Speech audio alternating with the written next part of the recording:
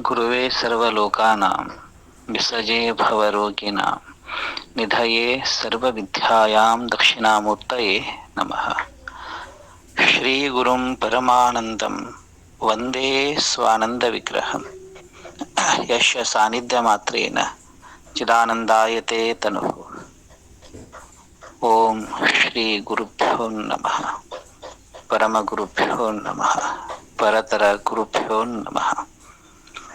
ಪ್ರಾತಸ್ಮರಣೀಯ ಸದ್ಗುರುಗಳ ಶ್ರೀಪಾದದಲ್ಲಿ ಅನಂತ ಭಕ್ತಿಯ ಶರಣಾರ್ಥಿಗಳನ್ನು ಸಮರ್ಪಿಸಿ ಬಸವವಾಣಿ ಸಾಮಾಜಿಕ ಸಂಸ್ಥೆಯ ಸಂಸ್ಥಾಪಕರಾಗಿರ್ತಕ್ಕಂತಹ ಮಾತೋಶ್ರೀ ಶ್ರೀ ಸುಜಾತ ಅಮ್ಮನವರ ಶ್ರೀಪಾದಗಳಿಗೆ ಶರಣಾರ್ಥಿಗಳನ್ನು ಹೇಳಿ, ಈ ವೇದಿಕೆಯ ಮೇಲೆ ಇದ್ದಿರ್ತಕ್ಕಂಥವರು ಅನೇಕ ದೂರದ ನಮ್ಮ ನಾಡಿನ ವಿವಿಧ ಭಾಗಗಳಿಂದ, ಮಹಾರಾಷ್ಟ್ರದಿಂದ, ಬೇರೆ ಬೇರೆ ಸ್ಥಾನದಿಂದ ಅನೇಕ ಸಂತರು, ಶರಣ ಪರಂಪರೆಯವರು, ಎಲ್ಲ ಸಂಪ್ರದಾಯದ, ಎಲ್ಲ ಸತ್ಸಂಪ್ರದಾಯದ ಸಾಧಕರು ಈ ವೇದಿಕೆಯಲ್ಲೇ ಇದ್ದಾರೆ ಅಂತ ಭಾವಿಸಿ ಅವರೆಲ್ಲರ ಶ್ರೀಪಾದಗಳಿಗೆ ಶರಣಾರ್ಥಿಗಳನ್ನು ಹೇಳಿ,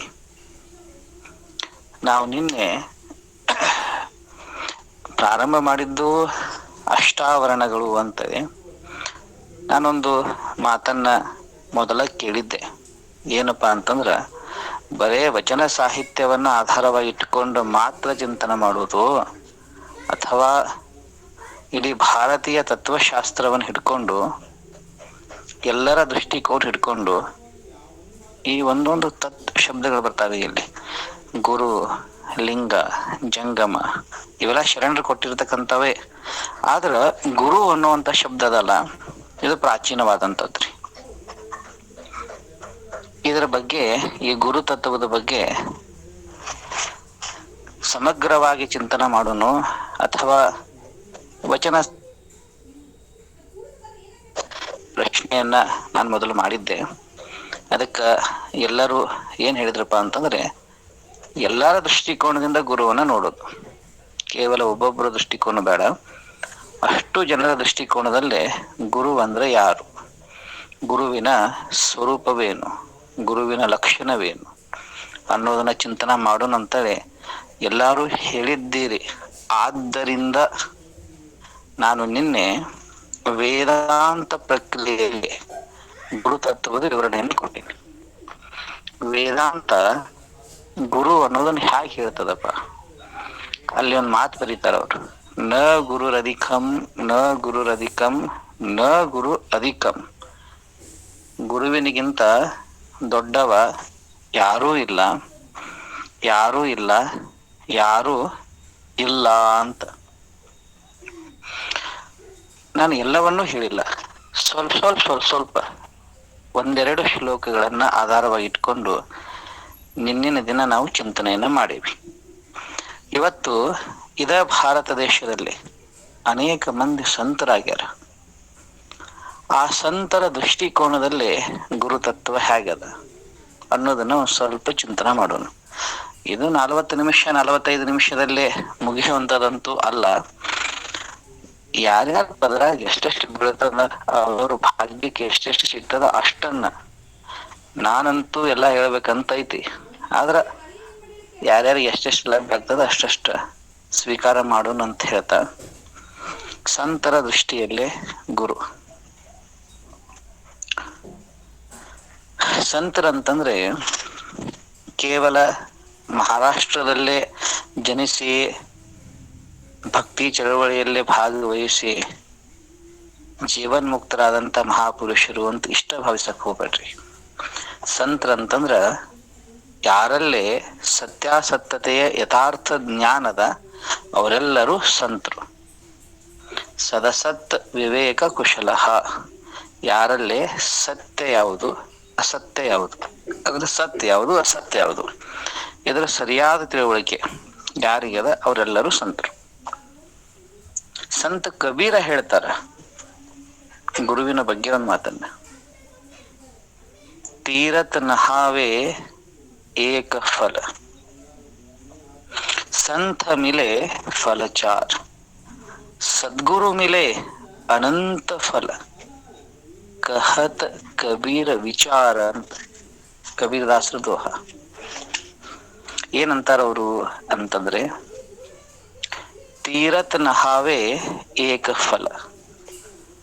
ನಾವೊಂದು ವೇಳೆ ತೀರ್ಥದಲ್ಲೇ ಸ್ನಾನ ಮಾಡಿದ್ದಾದರೆ ಅವನಿಗೆ ಒಂದು ಫಲ ಸಿಗ್ತದ.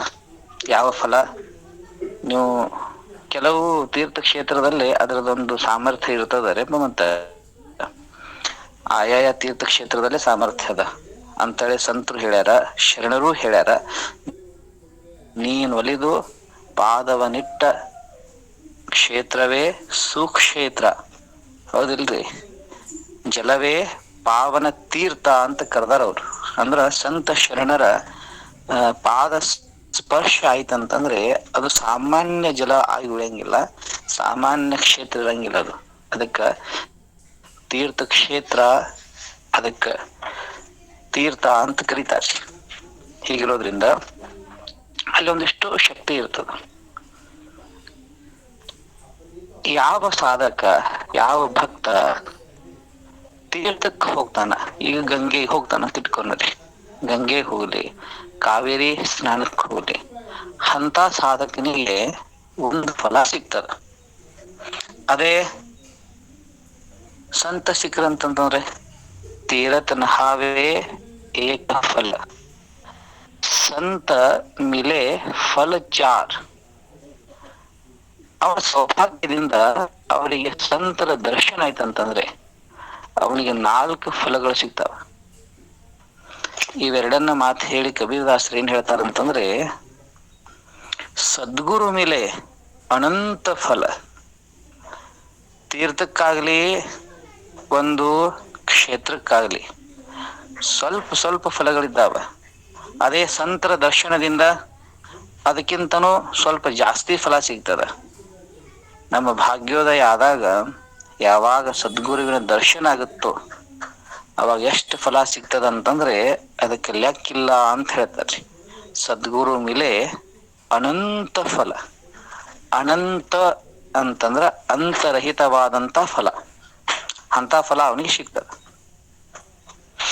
ಅದೇ ಕಬೀರರು ಇನ್ನೊಂದು ದೋಹೆಯಲ್ಲಿ ಏನ್ ಹೇಳ್ತಾರಪ್ಪ ಅಂತಂದ್ರೆ, ಪಾರಸ ಅರು ಸಂತಮೆ ಬಹುತ್ ಅಂತರ ಜಾನ್, ವಹ ಲೋಹಾ ಕಾಂಚನ ಕರೆ ಯಹ ಕರೆ ಆಪ್ ಸಮಾನ್. ಸಂತರವಾಣಿರಿದು. ಪಾರಸ ಅರು ಸಂತಮೆ ಬಹುತ್ ಅಂತರ ಜಾನ್. ಈ ಎರಡದರಲ್ಲೇ ಸಂತ ಮಹಾಪುರುಷ ಅಥವಾ ಸದ್ಗುರುವಿನಲ್ಲೇ ಪರುಷ ಮನೆಯಲ್ಲೇ ಬಹಳಷ್ಟು ವ್ಯತ್ಯಾಸ ಅದ. ಏನು ವ್ಯತ್ಯಾಸ ಅದ? ವಹ ಲೋಹಾ ಕಾಂಚನ ಕರೆ. ಆ ಪರುಷ ಮನಿ ಏನ್ ಮಾಡ್ತದಪ್ಪ ಅಂತಂದ್ರೆ ಒಂದು ಕೆಬ್ಬಿಣವನ್ನ ಬಂಗಾರವನ್ನಾಗಿ ಮಾಡ್ತದ. ಆದ್ರೆ ಸಂತ ಅಥವಾ ಸದ್ಗುರು ಏನ್ ಮಾಡ್ತಾನಪ್ಪಾ ಅಂತಂದ್ರೆ ಯಹ ಕರೆ ಆಪ್ ಸಮಾನ. ಈ ಸದ್ಗುರು ತನ್ನಂತೆಯೇ ಮಾಡ್ತಾರ. ಸಂತ ತುಳಸಿದಾಸರು ಕೂಡ ಗುರುವಿನ ಮಹಿಮೆಯನ್ನ ಹೇಳ್ಯಾರ, ಬಹಳ ಚಂದ ಹೇಳ್ತಾರ ಅವರು. ರಾಮಚರಿತ ಮಾನಸದಲ್ಲಿ ಅವ್ರು ಹೇಳ್ತಾರೆ, ರಾಮ ಸಿಂಧು ಘನ ಸಜ್ಜನ ಧೀರ, ಹರಿತರು ಚಂದನ ಸಂತ ಸಮೀರ, ಮೇರೆ ಮನ ಪ್ರಭು ಅಸವಿಶ್ವಾಸ, ರಾಮತೆ ಅಧಿಕ ರಾಮ ಕರದಾಸ ಅಂತ ಸಂತ ತುಳಸಿದಾಸ ಹೇಳಿದ ಮಾತು. ಏನಂತಾರ ಅವರು? ರಾಮ ಸಿಂಧು ಘನ ಸಜ್ಜನ ಧೀರ. ರಾಮ ಅಂದ್ರೆ ಪರಮಾತ್ಮ ಹೇಗಿದ್ದಾನೆ ಅಂತ ಕೇಳಿದ್ರೆ, ರಾಮ ಸಿಂಧೂಖನ. ಸಿಂಧೂಖನ ಅಂತಂದ್ರ ವ್ಯಾಪಕವಾಗಿರುವಂತ ಸಮುದ್ರದಂಗ ರಾಮದಾನ. ಈ ಸಮುದ್ರ ನೋಡೇವು ನಾವು. ಸಮುದ್ರದಲ್ಲೇ ಅಪಾರ ಜಲ, ಎಲ್ಲಿ ನೋಡಿದಲ್ಲೆಲ್ಲ ನೀರೇ ನೀರ್ ಇರ್ತದ ರೀ. ಒಬ್ಬ ಯಾರೋ ನೀರಡಿಸಿ ಬಂದಾನ ಅಂತ ಇಟ್ಕೋರಿ, ಕಣ್ಣು ಮುಂದೆ ಸಮುದ್ರ ಐತಿ. ನೀರ ನೀರ ಆ ಸಮುದ್ರ ನೀರಡಿಸಿದ ಒಬ್ಬ ವ್ಯಕ್ತಿಯ ತೃಷೆಯನ್ನ ತೆಗಿಯಕ್ ಸಾಮರ್ಥ್ಯ ಇಲ್ಲ ಅದಕ್ಕ. ನೀರಂತೂ ಭಯಂಕರ, ಕುಡಿಯಾಕ ಬರ್ತದ ಏನದನ್ನ ಬರುದಿಲ್ಲ. ಅದೇ ಯಾರ ಒಬ್ರು ಭಯಂಕರ ನೀರದಪ್ಪ ಓತ್ ನಮ್ ಹೊಲಕ್ ಹಾಸಿ ಬಿತ್ತಾನ ಮಾಡ್ತೇವಿ ಅಂತಂದ್ರ ಸಾಧ್ಯದ ಏನು? ಸಮುದ್ರ ನೀರನ್ನ, ನೀರದೇ ಅಪಾರ, ಅದು ಬರುದಿಲ್ಲ. ಹೌದಿಲ್ರಿ? ಹೋಗ್ಲಿ, ನಾನ ಕೊಳೆಯಾಗಿರ್ತಕ್ಕಂಥ ಬಟ್ಟೆಗಳನ್ನ ತೊಳ್ಕೊತೀನಿ, ಸ್ವಚ್ಛ ಮಾಡ್ಕೋತೀನಿ ಅಂತಂದ್ರ ಅದೂ ಬರುದಿಲ್ಲ. ಹೋಗ್ಲಿ, ನನ್ನ ಶರೀರನೇ ನಾನು ಕ್ಲೀನ್ ಮಾಡ್ಕೋತೀನಿ ಬಹಳಷ್ಟು ದಿನಗಳವರೆಗೆ ಅಂತಂದ್ರೆ ಅದು ಸಾಧ್ಯ ಇಲ್ಲ. ಅಪಾರವಾದ ಜಲರಾಶಿ ಸಮುದ್ರ ಅಂತಂದ್ರ, ಆದ್ರ ಅದ ತೃಷೆನೂ ಅಡಗಸಂಗಿಲ್ಲ, ಮೈ ಕೊಳೆಯನ್ನು ಬಹಳ ದಿನಗಳವರೆಗೆ ತೆಗೆಯುವುದಿಲ್ಲ.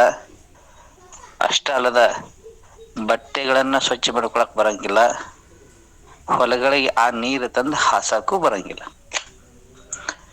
ಹಿಂಗ ರಾಮದಾನ. ಸಂತಕ ತುಳಸಿದಾಸ್ ಹೇಳುದು, ರಾಮ ಸಿಂಧು ಘನ, ರಾಮ ಆ ಸಮುದ್ರದ ಉಪಾಧಿ ಅಂತಿದಾನ. ಸಂತರು ಅಥವಾ ಗುರುಗಳು ಹೇಗದಾರಪ್ಪ ಅಂತಂದ್ರೆ ಸಜ್ಜನ ಧೀರ. ಧೀರ ಅಂತಂದ್ರೆ ಮೇಘ ರೂಪದಂಗ ಸಂತರು ಅಥವಾ ನಮ್ಮ ಗುರುಗಳು. ಗುರು ಮತ್ತು ಸಂತರು ಬೇರೆ ಬೇರೆ ಅಲ್ರಿ. ಅವರು ಮೇಘಗಳ ಉಪಾಧಿ, ಮೇಘ ಹೆಂಗದಾವಲ್ಲ ಹಂಗದಾರ ಅವರು.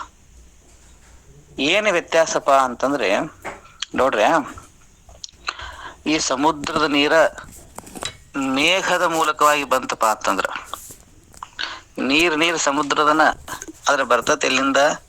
ಮೇಘದ ದ್ವಾರ ಬಂತಂತಂದ್ರ ಆ ನೀರ್ ಎಲ್ಲದಕ್ಕೂ ಉಪಯೋಗ ಆಗತ್ತರಿ. ಹೌದಿಲ್ರಿ?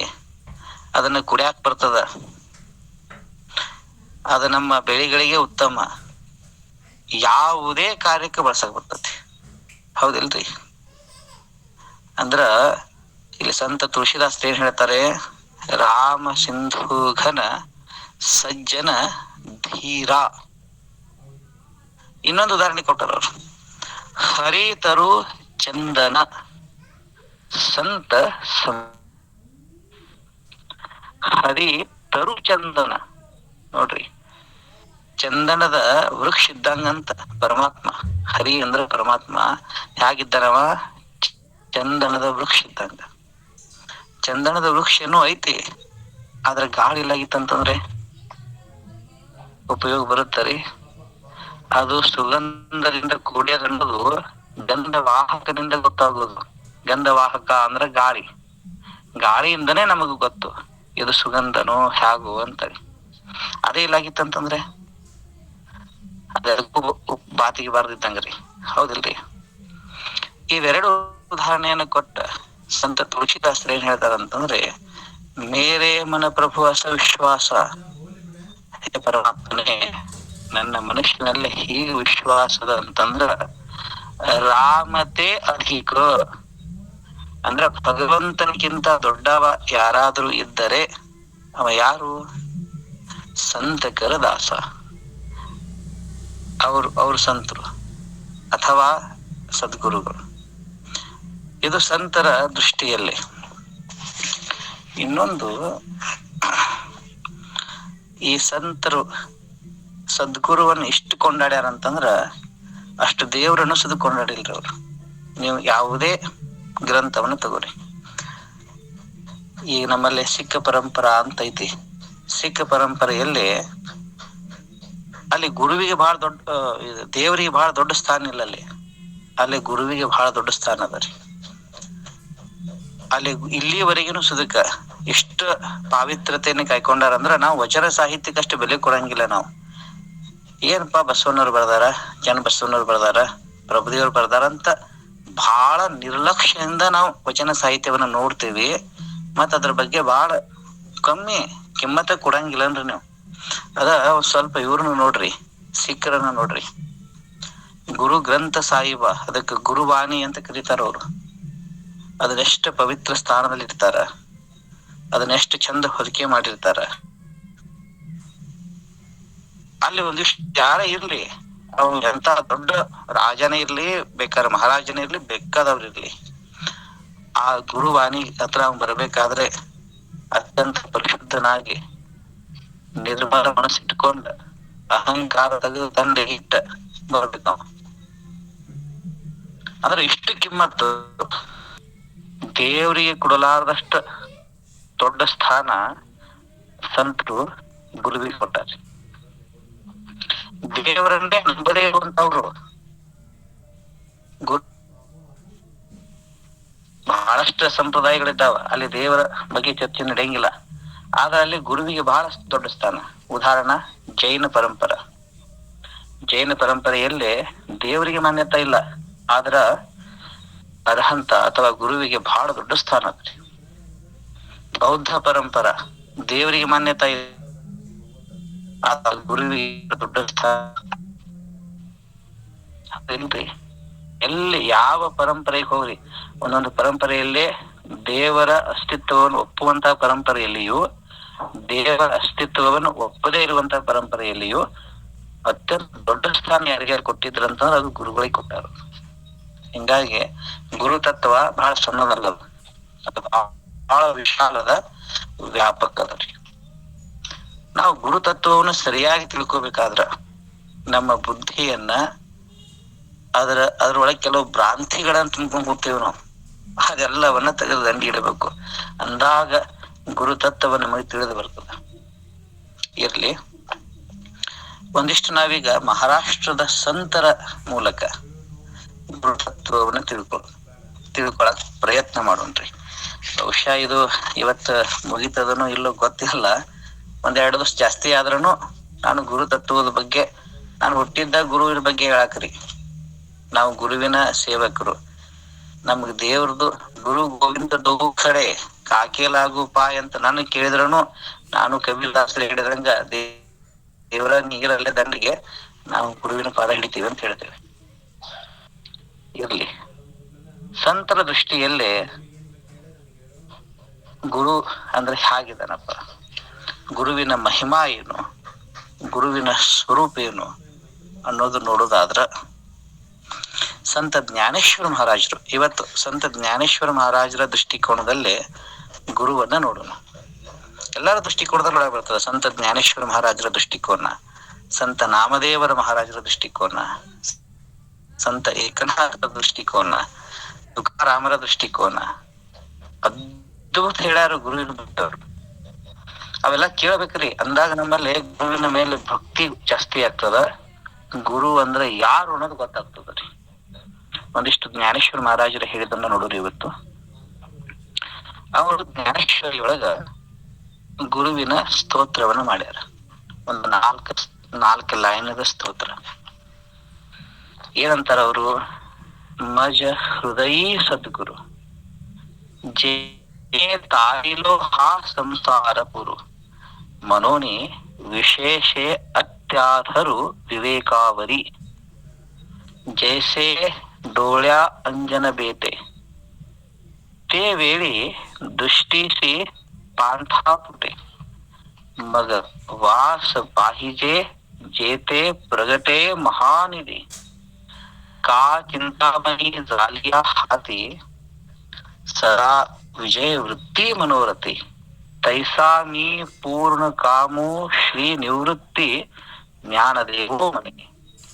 ಇದು ಗುರುವಿಗೆ ಅವರು ವಂದನ ಮಾಡಿರ್ತಕ್ಕಂಥ ಓವಿಗಳಿವು. ಏನಂತಾರ ಅವರು ಅಂತಂದ್ರ, ಮಜ ಹೃದಯ ಸದ್ಗುರು ಜೇನೆ ತಾರಿಲೋ ಹಾ ಸಂಸಾರ. ನಾನು ಈ ಸಂಸಾರ ಮಹಾಪುರವನ್ನ ಯಾರು ದಾಟಿಸಿದ್ರಪ್ಪ ನನ್ನ, ಅಥವಾ ಯಾರಿಂದ ನಾನು ಇದನ್ನ ದಾಟಿದೆ, ಯಾರ ಅನುಗ್ರಹದಿಂದ ನಾನು ದಾಟಿದೆ ಅಂತ ಕೇಳಿದ್ರ, ಮಜ ಹೃದಯ ಸದ್ಗುರು, ನನ್ನ ಹೃದಯದಲ್ಲಿರುವಂತ ಆ ಗುರುದೇವರಿಂದನೇ. ಜೇನೇ ತಾರಿ ಆದ್ದರಿಂದ ಮನೋನಿ ವಿಶೇಷೇ ಅತ್ಯಾಧರು ವಿವೇಕಾವರಿ ಅಂತಾರ. ವಿಶೇಷೇ ಅತ್ಯಾಧರು ಇದು ಬಹಳ ಮಹತ್ವದ ಪದ ಆದ ಗುರುದೇವರ ಬಗ್ಗೆ ಹೇಳಿದವರು.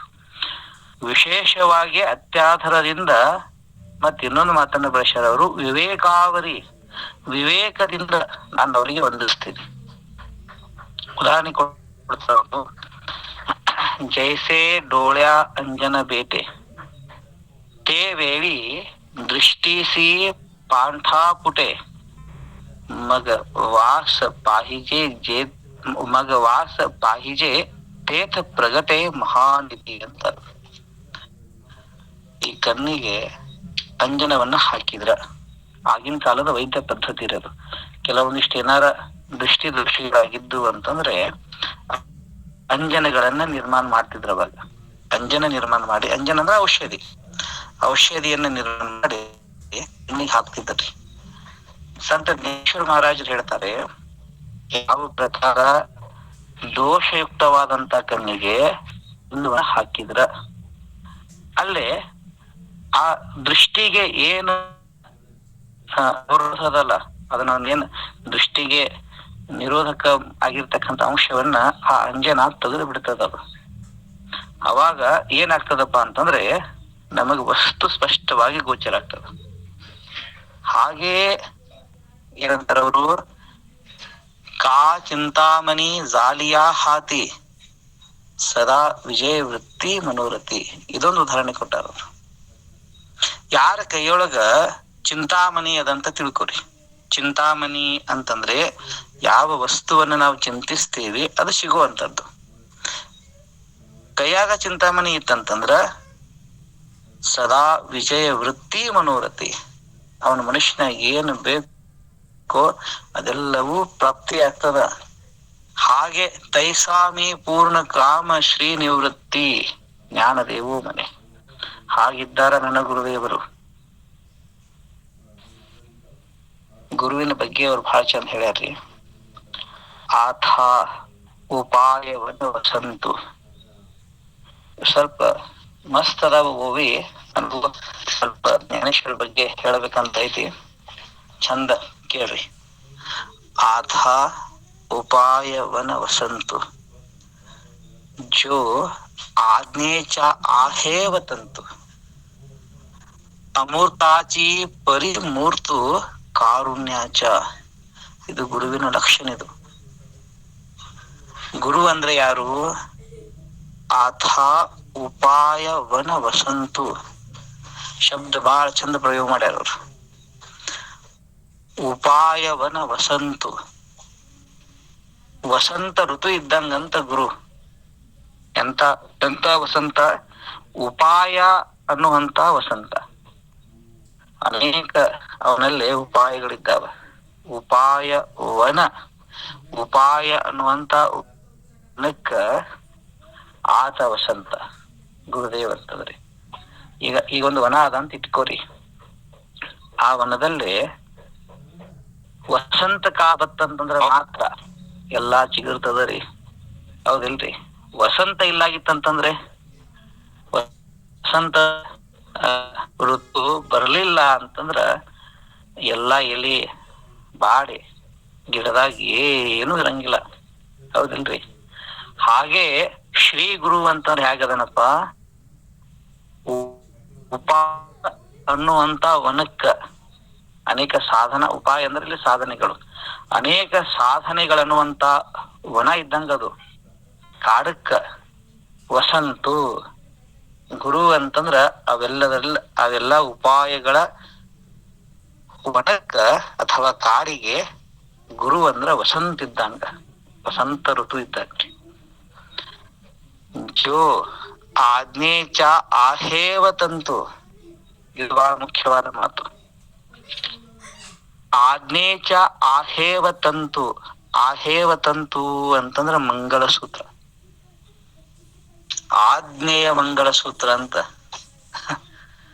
ಗುರುದೇವರು ಎಷ್ಟು ಹೆಣ್ಮಕ್ಳು ಇರ್ತಾರ ಇಟ್ಕೋರಿ, ಬಹಳ ಸುಂದರ ಅದಾರ ಹೆಣ್ಮಗಳು.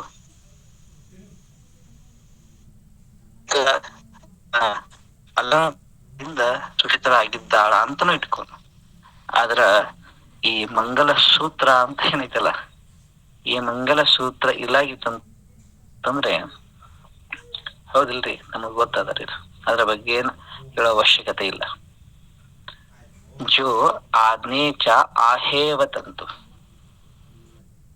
ಮೂರ್ತಾಚಿ ಪರಿಮೂರ್ತು. ಗುರು ಹೇಗಿದ್ದಾನೆ? ಗುರುವಿನ ಸಚ್ಚಿದ ಹೌದಿಲ್ರಿ. ಓಂ ಚೈತನ್ಯಂ ಅಂತ ಹೇಳೇವಲ್ಲ, ಅಖಂಡ ವ್ಯಾಪ್ತಂ ಏವ ಚರಾಚರಂ.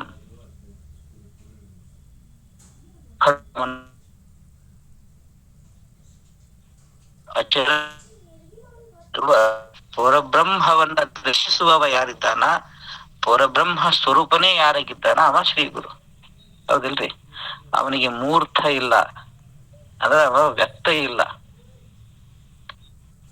ಅವ್ಯಕ್ತನಾಗಿ ಹಾಗೆ ಅಮೂರ್ತಾಚಿ ಪರಿಮೂರ್ತು ಕಾರುಣ್ಯಾಚ. ಅವನ ಕಾರುಣ್ಯದಿಂದ ಅವ ಪ್ರಕಟ ಆಗ್ತಾನ್ರಿ. ಜ್ಞಾನೇಶ್ವರ ಮಹಾರಾಜರು ಬಹಳ ಚಂದ ಮಾತದರಿದು. ಇನ್ನೊಂದು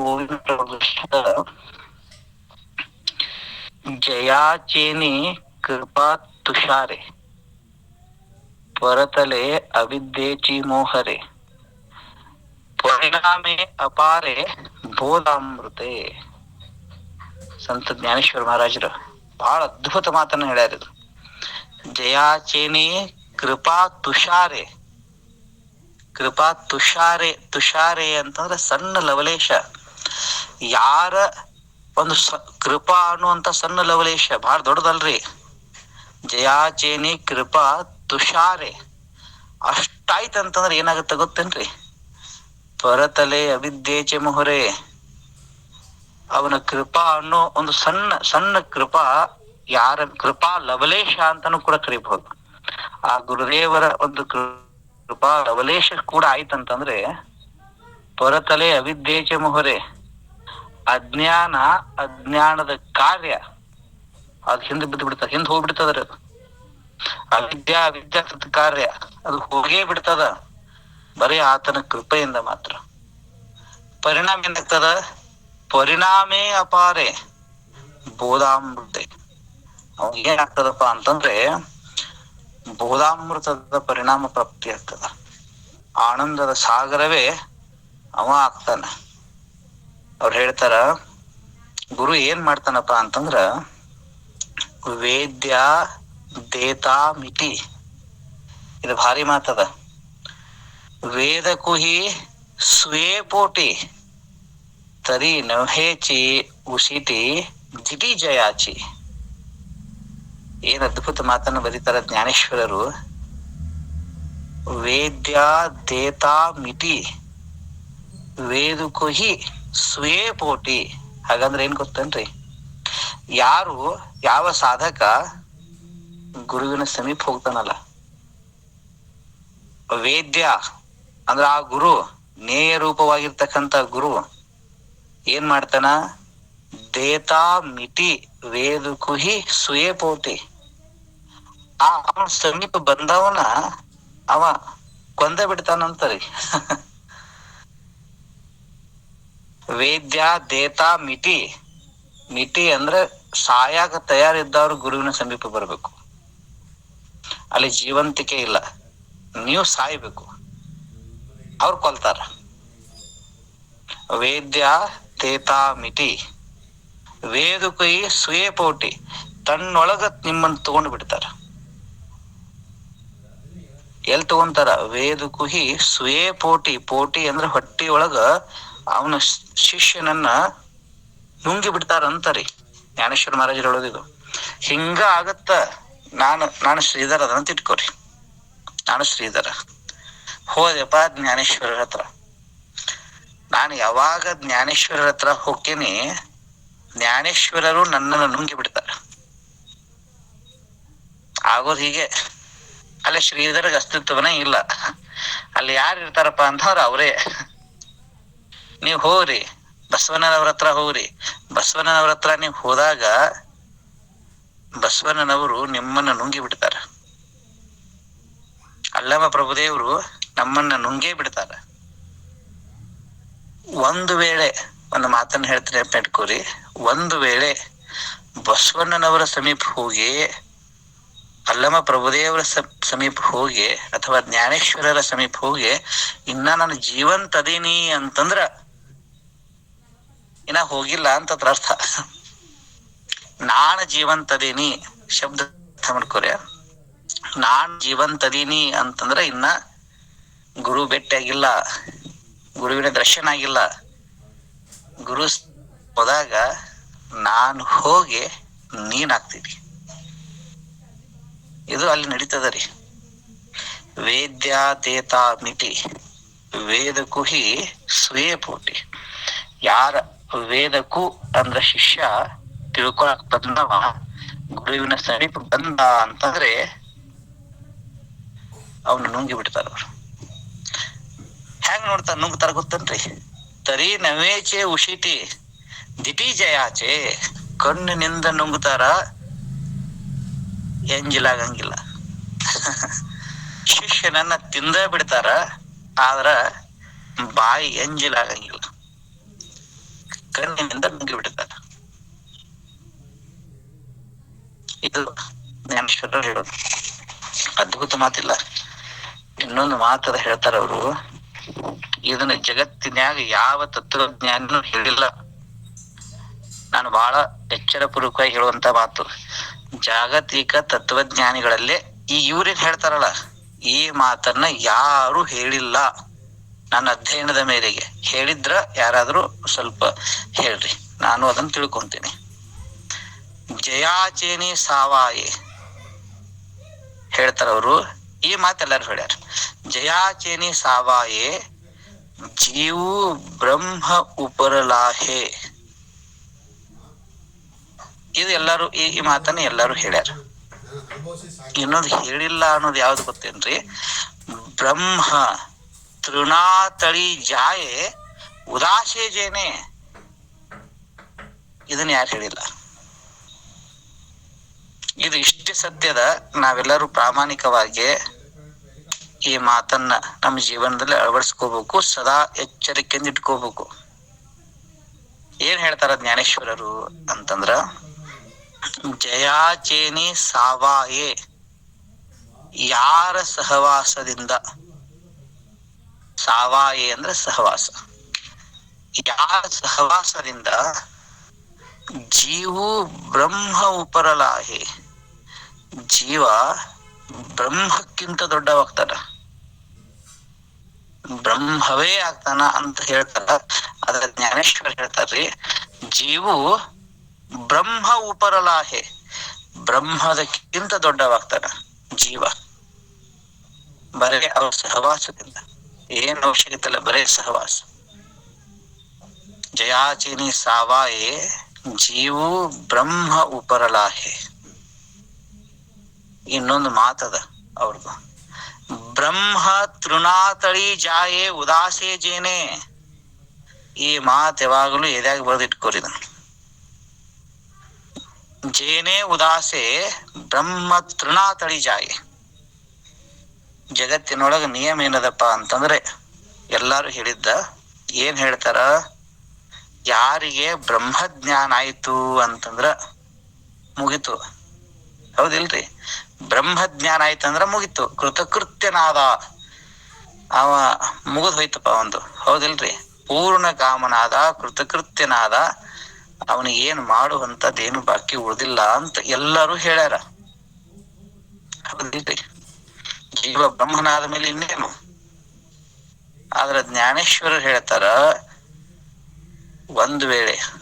ಒಂದು ವೇಳೆ ಗುರು ಆ ಶಿಷ್ಯನ ಮೇಲೆ ಉದಾಸನಾದ ಅಂತಂದ್ರೆ, ಶಿಟ್ಟಾದ ಅಂತಂದ್ರ ಅಲ್ಲ.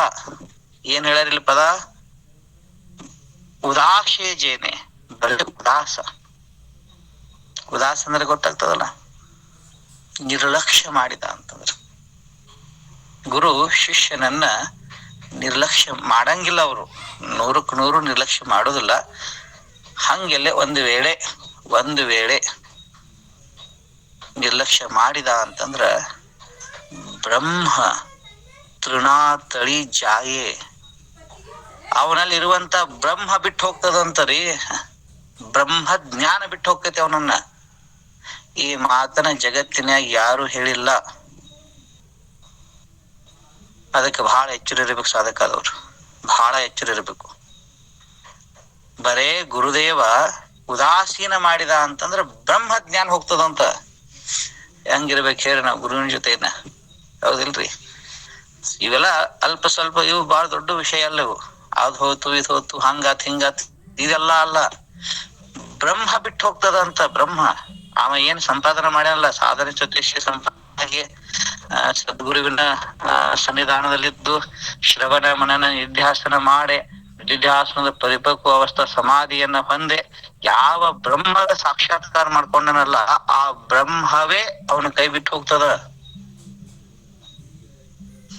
ಸಣ್ಣ ವಿಷಯ ಇದು. ಬ್ರಹ್ಮ ತೃಣಾ ತಳಿ ಜಾಯೇ ಉದಾಸೇ ಜೇನೆ. ಅವ್ರು ಬರೀ ಉದಾಸತ್ವವನ್ನು ಮಾಡಿದ್ರಂದ್ರೆ ಬಿಟ್ಟು ಹೋಗ್ತದೆ. ಅದಕ್ಕಾಗಿ ನಾವು ಏನ್ ಮಾಡ್ಬೇಕಪ್ಪಾ ಅಂತಂದ್ರ, ಸದಾವಕಾಲ ಸದ್ಗುರುವಿಗೆ ದಾಸ ಆಗಿರ್ಬೇಕು. ಅದೇ ಜ್ಞಾನೇಶ್ವರ ಮಹಾರಾಜರು ಹೇಳ್ತಾರೆ, ಸಮಯ ಬಹಳ ಆಗ್ತದೆ ಕಾಣಿಸ್ತದ, ಇರ್ಲಿ ಅದೆಷ್ಟು ಅದೇ ಮಾತನ್ನ ನಾನು ಇನ್ನೊಮ್ಮೆ ಹೇಳ್ತೀನಿ. ಯಾಕಂದ್ರೆ ನಾನೊಂದು 7-8 ಅಭಂಗ ಆಯ್ಕೆ ಮಾಡಿ ಇಟ್ಕೊಂಡಿದ್ದೆ. ಓವಿನ ಮುಗಿವಲು ಅಭಂಗ ಮತ್ತ ಬೇಕಾರ ಇನ್ನೊಮ್ಮೆ ನಾಳೆ ಅಥವಾ ನಾಡದ್ದು ನೋಡೋಣ್ರಿ. ಗುರು ಅಂದ್ರೆ ಹೇಗಿರ್ತಾರೆ? ಜೇ ಜ್ಞಾನಾಂತ ಕುಟಾರ ತೇ ಸೇವಾಧಾರವಂಟ ತೋ ಸ್ವಾಧೀನ ಕರಿ ಸುಭಟ ಒಳಗುನಿ ತರಿ ತನು ಮನು ಜೀವೆ ಚರಣಾಸಿ ಲಾಗಾವೆ ಆನಿ ಅಗರ್ವತ ಕರಾವೆ ದಾಕ್ಷ್ಯ ಸಕಳ. ಹೀಗಿರ್ಬೇಕು ಸಾಧಕದವ ಗುರುವಿನ ಹತ್ರ. ಹೇಳಿದ್ರಲ್ಲ ಅವರು, ಯಾರ ಬರೀ ಸಹವಾಸದಿಂದ ಜೀವ ಬ್ರಹ್ಮವನ್ನ ದಾಟಿ ಹೋಗ್ತಾನ, ಯಾರ ಉದಾಸತ್ವದಿಂದ ಬ್ರಹ್ಮವೇ ಅವನ್ ಬಿಟ್ಟು ಹೋಗ್ತದ. ಸಿದ್ಧಿ ಪದ್ಧಿಗಳೆಲ್ಲ ದೂರಿನ ಮಾತು, ಸಣ್ಣ ವಿಷಯವು. ಬ್ರಹ್ಮ ಜ್ಞಾನ ಬಿಟ್ಟು ಹೋಗ್ತದ ಅಂತ ಹೇಳ್ತಾರ ಅವರು. ಅದಕ್ಕಾಗಿ ಮತ್ತಾಗಿರ್ಬೇಕು, ಅವರು ಗುರು ಅಂದ್ರೆ ಯಾರು? ಜೇ ಜ್ಞಾನಾಂಚ ಕುಟಾರ.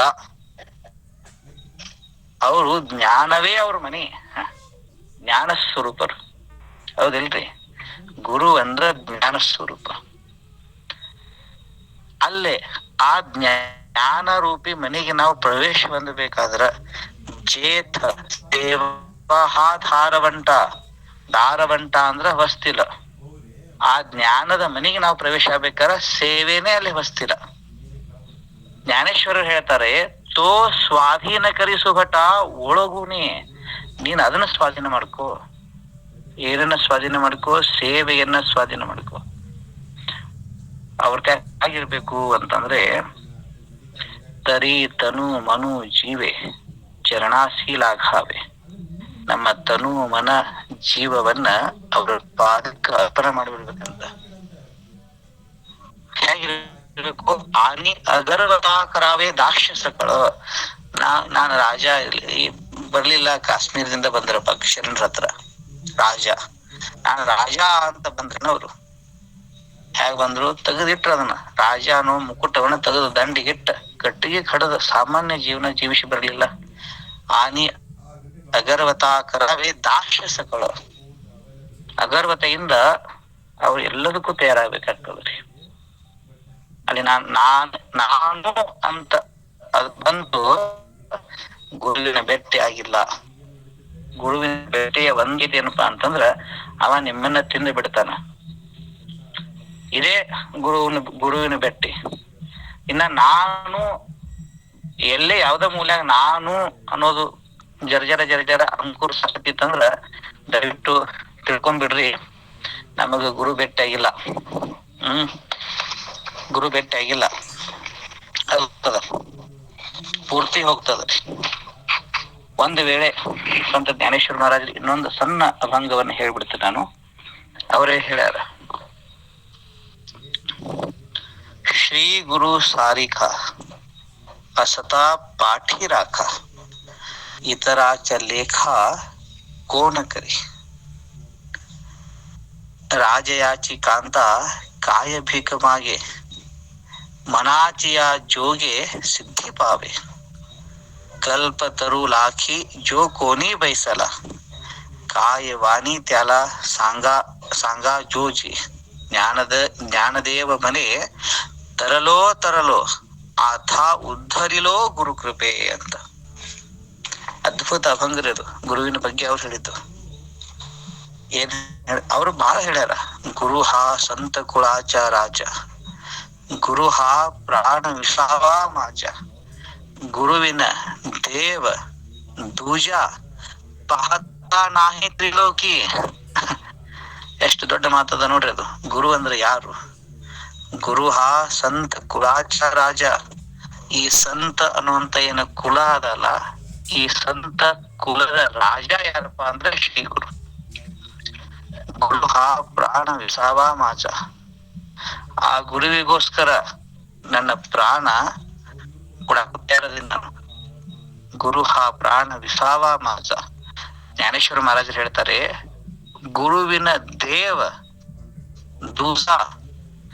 ಗುರುವನ್ನ ಬಿಟ್ಟು ಇನ್ನೊಬ್ಬ ಯಾರ ದೇವ್ರ ಅದಾನಂತಂದ್ರ ಪಹತಾ ನಾಹಿ ತ್ರಿಲೋಕಿ.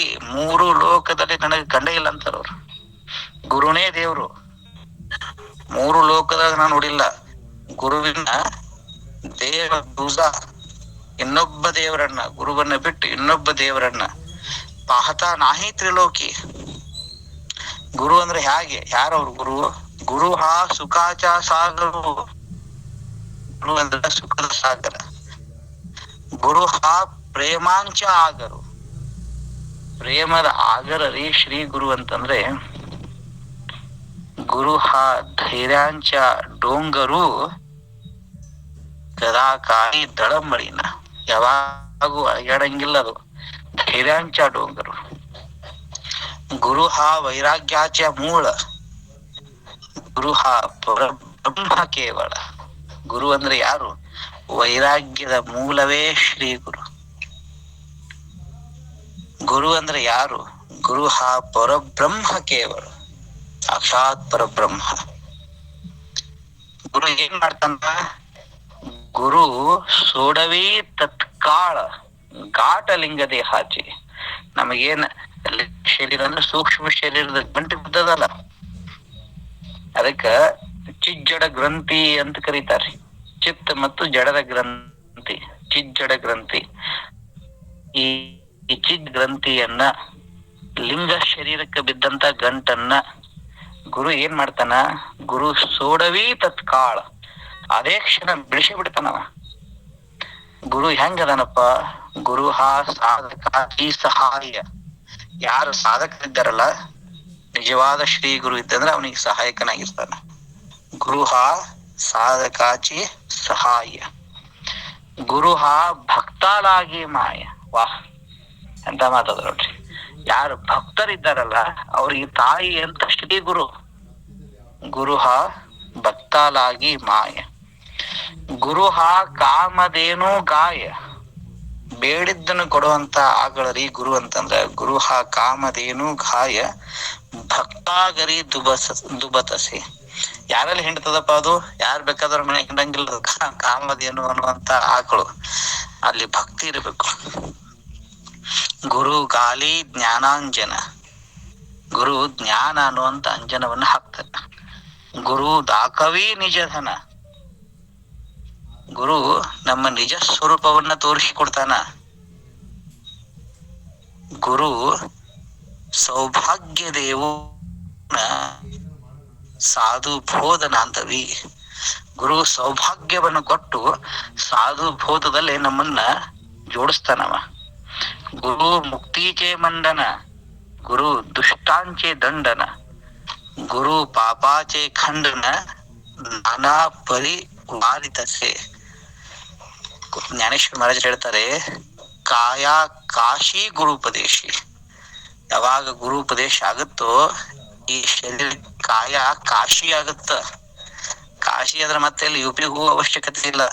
ಈ ಶರೀರನೇ ಕಾಶಿ ಕ್ಷೇತ್ರ ಆಗ್ತದ. ಕಾಯ ಕಾಶಿ ಗುರು ಉಪದೇಶಿ. ಗುರುವಿನ ಉಪದೇಶ ಆತಂತಂದ್ರ ತಾರಕ ಮಂತ್ರ ದಿಲಹ ಮಾಸಿ ಬಾಪ ರಕುಮಾ ದೇವಿ ಬಾಪರ ಕುಮಾದೇವಿ ವರಾಸಿ ಧ್ಯಾನ ಮಾಡಿಸಿದಾಗಲೇ. ಈಗ ನನಗೆ ಆ ಬಾಪರ ಕುಮಾದೇವಿ ವರ ಅಂತಂದ್ರ ವಿಠಲ, ವಿಠಲ ಅಂದ್ರ ಪರಬ್ರಹ್ಮ ಚೈತನ್ಯ. ವಿಠಲ ಅಂದ್ರ ಮತ್ತೆ ಏನಾರೇ ತಿಳ್ಕೊಬೇಡ್ರಿ. ಆ ಪರಬ್ರಹ್ಮ ಚೈತನ್ಯದ ಧ್ಯಾನ ಹತ್ತಿ ಬಿಟ್ಟದ ನನಗೀಗ. ಅವ್ರು ಹೇಳಿದ್ದ ಗುರುವಿನ ಸ್ವರೂಪ ಇದು. ಬಹಳ ಹೇಳ್ಯಾರ ಅವರು ಸದ್ಗುರುವಿನ ಬಗ್ಗೆ. ಅವ್ರು ಹೇಳ್ತಾರೆ, ಗುರು ಈ ಜ್ಞಾನೇಶ್ವರಿ ಒಳಗ್ರಿ, ಅವ್ರು ಬರ್ದಿರ್ತಕ್ಕಂಥ ಜ್ಞಾನೇಶ್ವರಿ ಒಳಗ ಪ್ರತಿಯೊಂದು ಅಧ್ಯಾಯದ ಪ್ರಾರಂಭದಲ್ಲಿ ಗುರುವಿಗೆ ವಂದನೆ ಮಾಡ್ಯಾರ ಅವ್ರು. ಗುರು ಭಕ್ತಿಯನ್ನು ನೋಡ್ಬೇಕಾದ್ರೆ ಜ್ಞಾನೇಶ್ವರಿಯಲ್ಲಿ ನೋಡ್ಬೇಕು. ಏನ್ ವರ್ಣನ ಮಾಡ್ತಾರಪ್ಪ ಅವರು ಗುರುಗಳದ್ದು. ಅದ್ಭುತ ಅದ್ಭುತ ಅದ್ಭುತ ವರ್ಣನ ಮಾಡ್ತಾರ. ಗುರುವಿನ ಬಗ್ಗೆ ಬಹಳ ಹೇಳ್ಯಾರ ಅವ್ರು. ಗುರುನೇ ಇಲ್ಲ ಅಂತ ಹೇಳ್ತಾರ ಅವ್ರು. ಇನ್ನೊಂದು ಮಾತು ಆಗ ಹೇಳ್ಬೇಕಾಯ್ತು ನನ್ನದು. ಏನಂತಂದ್ರ, ಒಂದು ವೇಳೆ ಇಂಥ ಶ್ರೀ ಗುರು ನಮ್ಮ ಬೆನ್ ಹಿಂದಿದ್ದ ಅಂತಂದ್ರ, ಜ್ಞಾನೇಶ್ವರ ಮಹಾರಾಜರು ಹೇಳಿದ್ದು, ಶ್ರೀ ಗುರು ಸಾರಿಖ ಅಸತಾ ಪಾಠಿ ರಾಖ. ಒಂದು ವೇಳೆ ಅವಂತ ಗುರು ನನ್ನ ಬೆನ್ನ ಹಿಂದ ಇದ್ದ ಅಂತಂದ್ರೆ ಇತರ ಲೇಖ ಕೋನಕರಿ ಇನ್ನೊಬ್ರದ್ದು ಯಾರ ಅವಶ್ಯಕತೆನೇ ಇಲ್ಲ. ಅವ್ರ ಉದಾಹರಣೆ ಕೊಟ್ಟಾರ ಅವರು. ರಾಜಯಾಚಿ ಕಾಂತ ಕಾಯ ಭಿಕಮಾಗೆ. ಹೌದಿಲ್ರಿ? ರಾಜಯಾಚಿ ಕಾಂತ, ರಾಜನ್ ಹೆಂಡತದ ಅಂತ ಇಟ್ಕೋರಿ. ಆಕಿ ಭಿಕ್ಷಾ ಬಿಡೋ ಅವಶ್ಯಕತೆ ಇದೆ ಏನು? ಸಾಮಾನ್ಯರ ಕೇಳಬಹುದಪ್ಪ, ರಾಜನ ಹೆಂಡತಿ ಅಂದ್ರೆ ಭಿಕ್ಷಾ ಬಿಡ್ತಾಳ? ರಾಣಿ ಆಕಿ, ಹೌದಿಲ್ರಿ? ಎಲ್ಲ ರಾಜ್ಯ ಹಾಕಿದು. ಹೇಳ್ತಾರ ಜ್ಞಾನೇಶ್ವರ ಮಹಾರಾಜರು, ಮನಾಚಿಯ ಜೋಗೆ ಸಿದ್ಧಿ ಪಾವೆ. ಮನುಷ್ಯನೊಳಗ ಏನ್ ಬೇಕೋ ಅದ ಆಗಿಂದಾಗ ಸಿಕ್ಕ ಬಿಡ್ತದ. ಮನಾಚಿಯ ಜೋಗೆ ಸಿದ್ಧಿ ಪಾವೆ. ಇನ್ನೊಂದು ಉದಾಹರಣೆ ಕೊಟ್ಟರು ಅವ್ರು. ಕಲ್ಪತರು ಲಾಖಿ ಜೋ ಕೋನಿ ಬಯಸಲ. ಕಲ್ಪತರುವಿನ ಕೆಳಗೆ ಯಾರಾದ್ರೂ ಕೂತಿದ್ದ ಅಂತಂದ್ರೆ ಕಾಯವಾಣಿ ತ್ಯಾಲ ಸಾಂಗಾ ಜೋಜಿ. ಅವ್ ಬಾಯಿಂದ ಹೇಳುವಂತ ಅವಶ್ಯಕತೆ ಏನಾರ ಅದ ಏನು? ಕಲ್ಪನಾ ಮಾಡಿದ್ರೆ ಸಾಕಲ್ಲ, ಅದು ಪ್ರಕಟ ಆಗ್ತದ. ಜ್ಞಾನದೇವ ಮನೆ ತರಲೋ ತರಲೋ ಆಥಾ ಉದ್ಧಾರಿಲೋ ಗುರು ಕೃಪೆ. ಜ್ಞಾನೇಶ್ವರ ಮಹಾರಾಜರು ಹೇಳ್ತಾರ, ನಾನೀಗ ಗುರು ಕೃಪೆಯಿಂದ ಉದ್ಧಾರ ಆಗೀನಿ ಅಂತ. ತರಲೋ ತರಲೋ ಆಥಾ ಉದ್ಧಾರಿಲೋ ಗುರು ಕೃಪೆ. ಇಷ್ಟಿವತ್ತು ನಾವು ಸಂತ ಜ್ಞಾನೇಶ್ವರ ಮಹಾರಾಜರ ದೃಷ್ಟಿಕೋನದಲ್ಲೇ, ಸಂತ ಕಬೀರರ ದೃಷ್ಟಿಕೋನದಲ್ಲೇ ಗುರುವಿನ ಬಗ್ಗೆ ನೋಡೇವಿ. ಇನ್ನ ಬಹಳ ಅದ. ಸಂತ ವಾಗ್ಮಯದಲ್ಲಿ ಬಹಳ ಜನ ಸಂತರಿದ್ದಾರ. ಅವರೆಲ್ಲರೂ ಇದ ಕ್ರಮದಿಂದ ಹೇಳ್ಯಾರ. ಇನ್ನೊಂದು ನಾನು ಹೇಳಬೇಕಾದದ್ದು, ಅವಧೂತ ದತ್ತಾತ್ರೇಯರು ಅಂತ ಆಗ್ಯಾರ. ಬಹಳ ದೊಡ್ಡ ಮಹಾತ್ಮರವ್ರು, ಗುರು ಸ್ವರೂಪರವ್ರು, ಬಹಳ ದೊಡ್ಡ ಮಹಾತ್ಮರು. ಅವ್ರ ಬಗ್ಗೆ, ಅವರು ಮತ್ತು ಅವ್ರ ಗುರು ತತ್ವದ ಬಗ್ಗೆ ಒಂದು ದಿನ ಹೇಳ್ತೀನಿ. ಬಹಳ ಅದ್ಭುತ ಪ್ರಸಂಗದ. ಅವ್ರು ಹೆಂಗ ಗುರು ಸ್ವರೂಪವನ್ನ ಕಂಡ್ರು, ಅವರಿಗೆ 24 ಮಂದಿ ಗುರುಗಳು. ಆ 24 ಮಂದಿ ಗುರುವಿನಿಂದ ಅವ್ರು ಏನೇನು ಕಲ್ತರು, ಅವ್ರು ಹೇಗೆ ಬ್ರಹ್ಮ ಸ್ವರೂಪ ಆದ್ರು, ಬ್ರಹ್ಮ ಸ್ವರೂಪದ ಲಕ್ಷಣ ಏನು ಅನ್ನೋದನ್ನ ಅವರ ಶಿಷ್ಯರ ಶಿಷ್ಯ, ದತ್ತಾತ್ರೇಯರ ಶಿಷ್ಯ ಜನಾರ್ದನ ಸ್ವಾಮಿಗಳು, ಜನಾರ್ದನರ ಶಿಷ್ಯ ಏಕನಾಥ್ ಮಹಾರಾಜರು. ಏಕನಾಥ್ ಮಹಾರಾಜರ ಮಾತಿನಲ್ಲಿ ನಾವು ಗುರುತತ್ವವನ್ನ ಒಮ್ಮೆ ನೋಡೋದದ. ಅದನ್ನ ಯಾವಾಗಪ್ಪ ಅಂತಂದ್ರೆ, ನಾಳೆ ಶನಿವಾರ, ರವಿವಾರ, ಸೋಮವಾರ 3 ದಿನ ಬಿಟ್ಟು ಮಂಗಳವಾರ ದಿನ. ಎಲ್ಲರಿಗೂ ಶರಣಾರ್ಥಿಗಳು.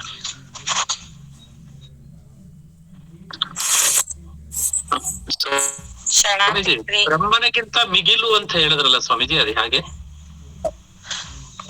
ಬ್ರಹ್ಮಕ್ಕಿಂತ ಮಿಗಿಲು ಅಂತಂದ್ರೆ ಪ್ರಶ್ನೆ ಬಹಳ ಚಂದದ. ಬ್ರಹ್ಮಕ್ಕಿಂತ ಮಿಗಿಲು ಅನ್ನೋ ಶಬ್ದ ಯಾಕೆ ಹೇಳಪ್ಪ ಜ್ಞಾನೇಶ್ವರ ಮಹಾರಾಜರು ಅಂತಂದ್ರ, ಜೀವ ಬ್ರಹ್ಮನಾದ ಅಂತಂದ್ರ ಏನಾಗ್ತಾನ ಹೇಳ್ರಿ? ಏನಾಗ್ತಾನ? ಅನಂತ ಬ್ರಹ್ಮ ಸ್ವರೂಪವೇ ಆಗ್ತಾನವ. ಹೌದಿಲ್ರಿ? ಹೌದು. ಅಂದ್ರ ಬ್ರಹ್ಮದಲ್ಲೇ ಲೀನ್ ಆಗ್ತಾನ. ಹೌದು. ಇದೊಂದು ಪ್ರಕ್ರಿಯೆ. ಎಲ್ಲಾ ವೇದಾಂತ ಇಲ್ಲಿ ಮಟ್ಟ ಹೇಳ್ಯಾವ. ಹೌದಿಲ್ರಿ? ಹೌದು ಹೌದು. ಇಲ್ಲಿ ಮಟ್ಟ ಹೇಳ್ಯಾರ. ಅಂದ್ರೆ ಜೀವ ತನ್ನ ನಿಜ ಸ್ವರೂಪವನ್ನು ಉಪ್ಪಿನ ಗೊಂಬೆ ಸಮುದ್ರವನ್ನು ನೋಡಕ್ ಹೋಗಿ ಸಮುದ್ರವೇ ತಾನಾಗ್ತದ, ತನ್ನ ಅಸ್ತಿತ್ವ ಕಳ್ಕೊತದ. ಇದು ಉದಾಹರಣೆ ಕೊಡ್ತತಿ. ಹೌದ್ರಿ? ಬ್ರಹ್ಮ ಆಗ್ತಾನ. ಜ್ಞಾನೇಶ್ವರ ಮಹಾರಾಜರು ಹೇಳ್ತಾರ ಬ್ರಹ್ಮಕ್ಕಿಂತ ಮೇಲಾಗ್ತಾನಪ್ಪ ಅಂತ. ಅಂದ್ರೆ ಹೆಂಗ ಆಗ್ತಾನ ಗೊತ್ತಾ? ಆ ಗುರುವಿನ ಸಂಘದಿಂದ, ಅವನ ಸಹಾಯದಿಂದ ಆ ಜೀವ ಬ್ರಹ್ಮಾನಂದದಲ್ಲಿ ತಲ್ಲೀನ ಆಗ್ತಾ ಆಗ್ತಾ ತಲ್ಲೀನ ಆಗ್ತಾನ. ಇದಂತೂ ಸತ್ಯನೇ. ತಲ್ಲೀನ ಆದ ಬಳಿಕ ಲಿಂಗ ಲೀಲಾ ವಿಲಾಸದಲ್ಲಿ ತೊಡಗ್ತಾನವ. ಅದ್ರ ಮುಂದಿನ ಸ್ಟೆಪ್ ಅದ್ರಿ. ಅದನ್ನ ಶರಣರು ಹೇಳ್ತಾರ. ಅದನ್ನ ಬರೇ ಲಿಂಗ ಸ್ವರೂಪ ಆಗೋದು ಬೇರೆ, ಲಿಂಗ ಲೀಲಾ ವಿಲಾಸ ಬರ್ತದ ಮುಂದ, ಅದು ಆಗ್ತದ. ಅವರು ಲೋಕ ಕಲ್ಯಾಣ ಮಾಡ್ದ ಭಾರಿ. ಅದ್ರ ಜೀವನನೇ ಬೇರೆ. ಅದು ಲಿಂಗ ಲೀಲಾ ವಿಲಾಸ ಚಾರಿತ್ರನ ಬೇರೆ. ಅದ ಆ ಸ್ಥಿತಿ ಬರ್ತೈತೆ ಅವ್ರಿಗೆ. ಬರೇ ಗಪ್ ಸಚ್ಚಿದಾನಂದ ಆಗಂಗಿಲ್ಲ ಅವರು. ಲೀಲಾ ನಡೀತದ್ರಿ. ಅಂದ್ರೆ ಬ್ರಹ್ಮಕ್ಕಿಂತನೂ ಮೇಲೆ ಹೋಗ್ತಾರ ಅವ್ರು. ಇದಷ್ಟೇ ಮಹತ್ವದ. ಆದ್ರೆ ಇನ್ನೊಂದು ಮಾತು ಅಷ್ಟೇ ಮಹತ್ವದ ರೀ ಸರ್. ಹೌದಲ್ರಿ? ಬ್ರಹ್ಮ ತಳಿ ಜಾಯೆ ಉದಾಸಿ ಜೇನೆ. ಹೌದಲ್ರಿ? ಯಾಚನೆ ಸಾವಾಯೇ ಜೀವು ಬ್ರಹ್ಮ ಉಪರಲಾಹೆ. ಬ್ರಹ್ಮಕ್ಕಿಂತ ದೊಡ್ಡ ಆಗ್ತಾನೆ, ಇದು ಸರಿನೇ. ಆದ್ರ ಉದಾಸ ಆಗ್ಬಿಟ್ಟೆ ಅಂತಂದ್ರ ನೀವು ಎಲ್ಲಾ ತತ್ವಜ್ಞಾನವನ್ನು ಓದೇರಿ, ತಿಳ್ಕೊಂಡಿರಿ. ಬ್ರಹ್ಮ ಸ್ವರೂಪರಾದಂತ ನಿಮ್ಮ ತಂದೆಯವರು ಎಲ್ಲಾ ಬ್ರಹ್ಮಜ್ಞಾನ ಸಂಪನ್ನರವರು. ಅವರೆಲ್ಲಾ ಗ್ರಂಥಗಳನ್ನು ನೀವು ನೋಡೇರಿ. ಈ ಮಾತೆಲ್ಲರೂ ನೋಡಿರಿ ಇದನ್ನ? ಇಲ್ಲ ನೋಡಿಲ್ಲ ಸ್ವಾಮೀಜಿ. ಬ್ರಹ್ಮಜ್ಞಾನಿಯಲ್ಲಿಯೇ ಬ್ರಹ್ಮ ಬಿಟ್ಟು ಹೋಗ್ತದ ಅಂತ ಹೇಳ್ತಾರ ಅವರು. ದೊಡ್ಡ ಮಾತ್ರ ಇದು. ಬ್ರಹ್ಮಜ್ಞಾನ ಆಗಿತ್ತಂತಂದ್ರು ಬ್ರಹ್ಮ ಅವನ್ ಬಿಟ್ಟು ಹೋಗ್ತದ. ವಿಷಯ ಇದೆಲ್ಲೂ ಕೇಳಿಲ್ಲ. ಅದಕ್ಕೆ ನಾನು ಇಡೀ ಜಾಗತಿಕ ತತ್ವಜ್ಞಾನದಲ್ಲೇ ಇದನ್ನ ಯಾರು ಹೇಳಿಲ್ಲ.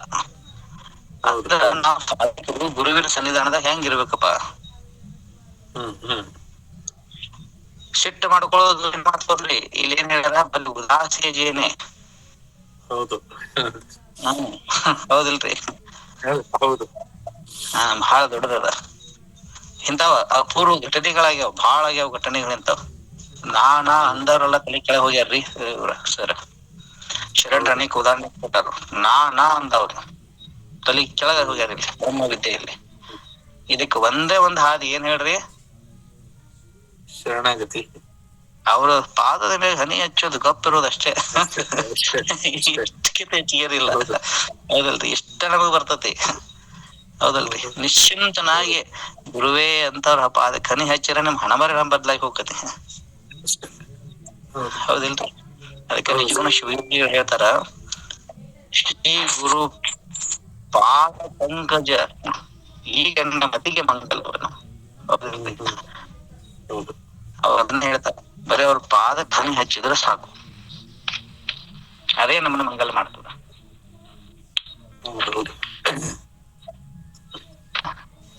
ಮತ್ತೇನದೇನ್ರಿ ಪ್ರಶ್ನೆ?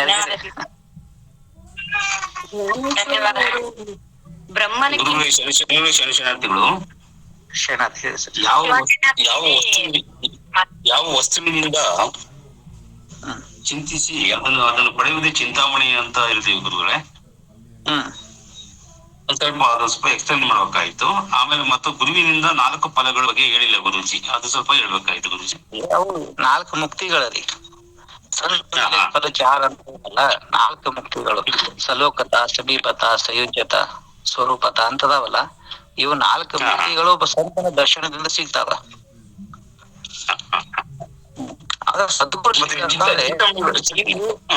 ಇವೇನದಾವಲ್ಲ 4 ಮುಕ್ತಿಗಳು, ಅವ್ ಮತ್ತ ಅಲ್ಲಿ ಹೋದವ್ರಿಗೆ ಮುಕ್ತ ಆಗ್ಬಿಡ್ತಾನ. ಹಂಗೇನಿಲ್ಲ, ಹೊಳೆ ಬರ್ತಾನ. ಬ್ರಹ್ಮ ಲೋಕಕ್ಕೆ ಹೋಗ್ಯಾರಂತ ಇಟ್ಕೋ, ಮುಕ್ತ ಆಗ್ತಾನ, ಹೊಳೆ ಬರ್ತಾನ. ಆ ಬ್ರಹ್ಮಲೋಕ ಪರ್ಯಂತರ ಪುನರಾವರ್ತಿನೋ ಅರ್ಜುನ ಅಂತ ಹೇಳ್ಯಾರ. ಎಲ್ಲಾ ಪುನರಾವರ್ತನ ಆಗ್ತದ. ಹೌದಿಲ್ಲ? ಹೇಳ್ತಾರೆ ಈ 4 ಮುಕ್ತಿಗಳು ಎಂತಪ್ಪ ಅಂತಂದ್ರ, ಒಂದು ಗಿಡದ ಮ್ಯಾಗ ಒಬ್ಬ ಮನಿ ಕಟ್ಟಾಣ ಅಂತ ಇಟ್ಕೋರಿ.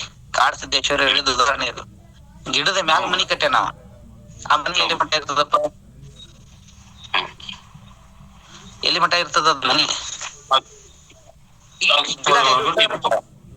ಹೌದಿಲ್ರಿ? ಆ ಗಿಡ ಶಾಶ್ವತ ಇರ್ತದ, ಆಯುಷ್ಯ. ಹೌದಿಲ್ರಿ? ಗಿಡ ಬಿಟ್ಟು ಬಿಟ್ಟ ಹಂಗ ಪುಣ್ಯ ಇರುಸ್ ತನಕ ಲೋಕ ವಶಿ ಆಗ್ತಾನ. ಪುಣ್ಯ ತೀರ್ತು ನಡಿ ಹೊಳೆ ಅಂತಾರ ಅವ್ರು. ಅವು ಶಾಶ್ವತ ಅಲ್ಲವು. ಇವು 4 ಮುಕ್ತಿಗಳು ಶಾಶ್ವತವಾದದ್ದು ಅಲ್ಲ. ಜೀವನ ಮುಕ್ತ ವಸ್ತುದಲ್ಲ, ಅದು ಬಹಳ ಶಾಶ್ವತ ಅದ. ಅದು ಸಿಗ್ತದೆ ಯಾರಿಂದ? ಅನಂತ ಫಲ ಅಂತಂದ್ರೆ ಜೀವನ್ ಮುಕ್ತ ಸ್ಥಿತಿ. ಯಾವ ಲೋಕಾಂತರ ಪ್ರಾಪ್ತಿ ಅದು ಇದ್ದಾಗ, ಶರೀರದಾಗ ಇದ್ದಾಗ, ಜೀವಂತ ಇದ್ದಾಗ ಲಿಂಗ ಅಂಗ ಸಮರಸತ ಹೊಂದಬೇಕವ. ಅದು ಜೀವನ್ ಮುಕ್ತ ಸ್ಥಿತಿ. ಅದು ಸಿಗ್ತದೆ ಯಾರಿಂದ ಸಿಗ್ತದೆ ಹೇಳಿದ್ರು? ಗುರುವಿನಿಂದ ಮಾತ್ರ ಸಿಗ್ತದೆ ಅದು, ಮತ್ತೆ ಎಲ್ಲಿ ಸಿಗಂಗಿಲ್ಲ.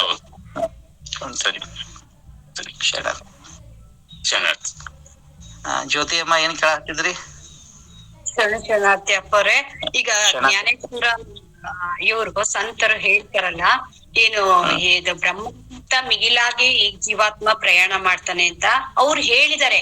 ಅದನ್ನ ಮುಂದಿನ ಪ್ರಕ್ರಿಯೆಯನ್ನ ಇಲ್ಲಿ ನಮ್ಮ ಶರಣರು ಲಿಂಗಾಂಗ ಲೀಲಾ ವಿಶೇಷ ಹೇಳ್ಯಾರ. ಅವರು ಹೇಳ್ಯಾರ್ರಿ ಅದನ್ರಿ.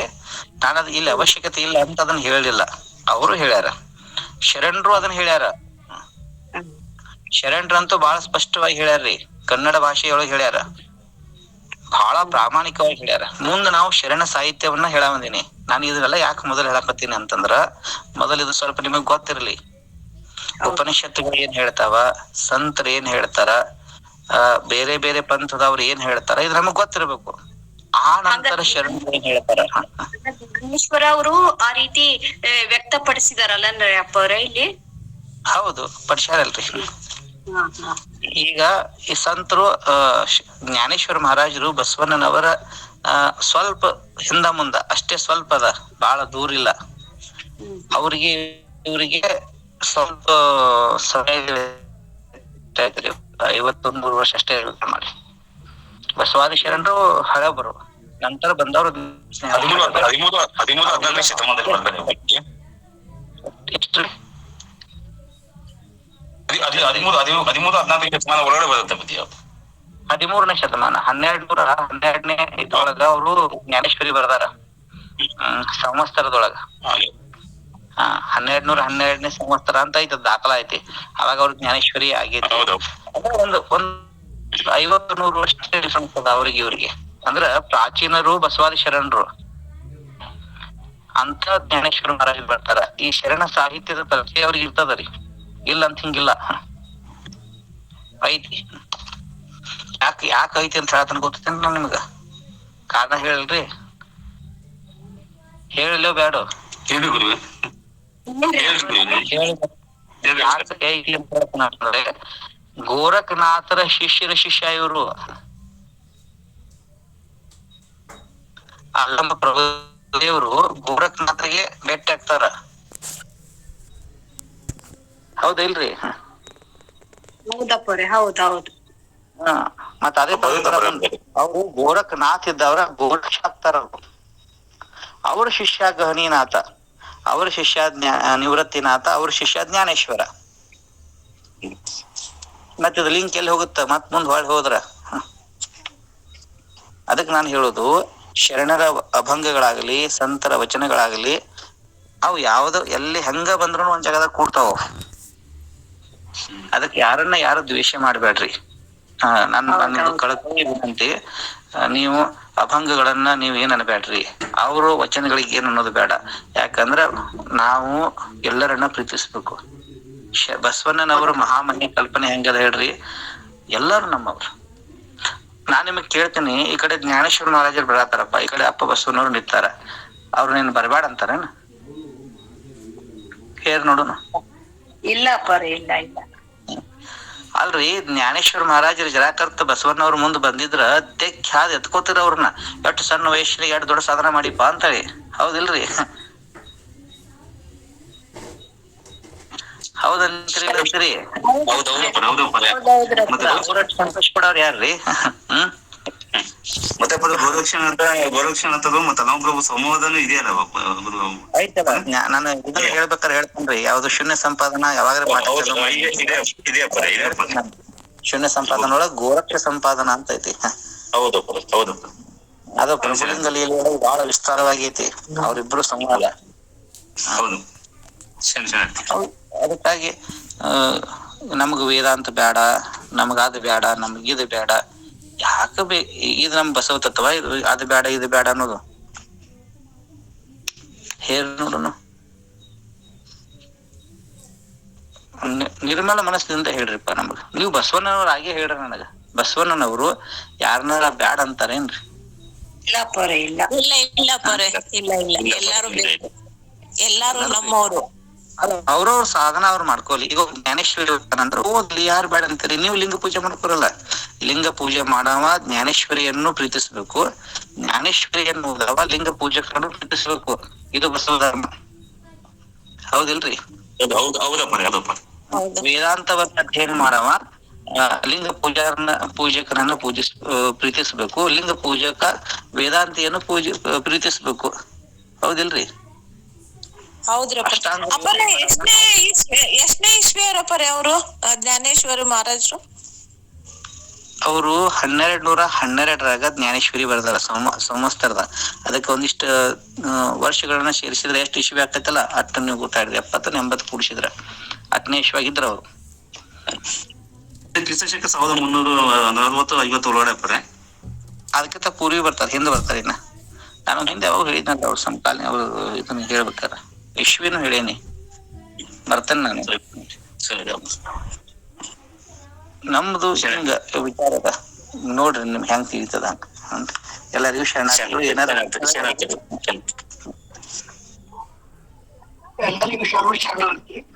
1275 ಜನ್ಮ ಆಗಿದ್ದ ಜ್ಞಾನೇಶ್ವರ ಮಹಾರಾಜರು 1200